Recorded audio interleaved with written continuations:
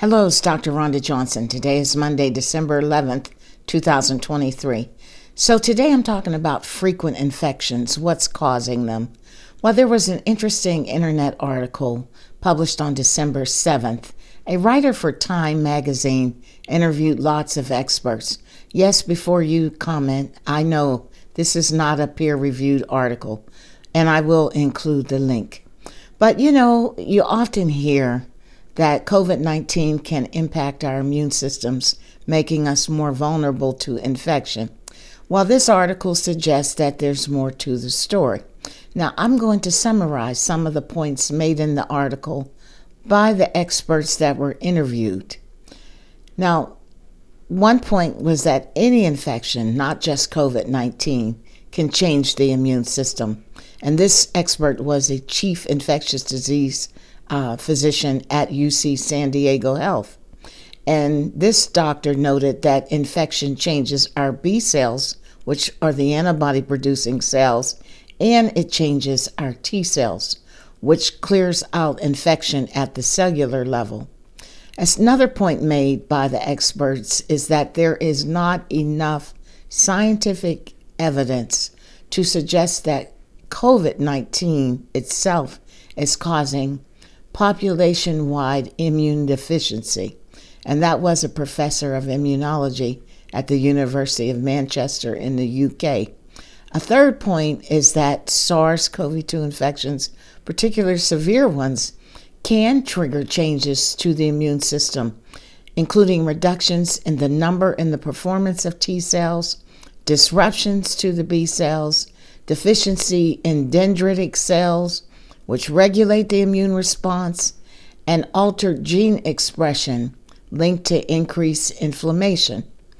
Now, some of these changes can last for months, particularly after a serious case of COVID-19. However, it is not known that these changes to specific immune functions means that all of the immune system functions will stop working.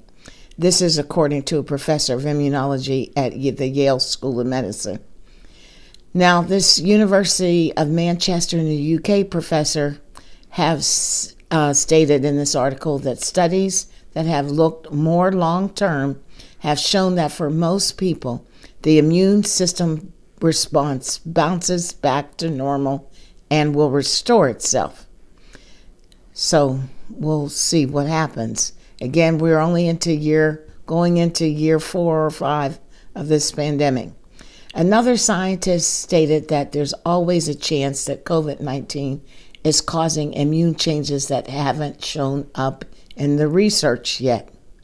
And another explanation from another expert is that it could be that decreased exposure to pathogens due to masking and social distancing may have also changed disease transmission patterns. So the bottom line, in my opinion, is that the answer is not 100% clear. Now, the article concluded by saying COVID-19 is not harmless. It is still a leading cause of death in the United States.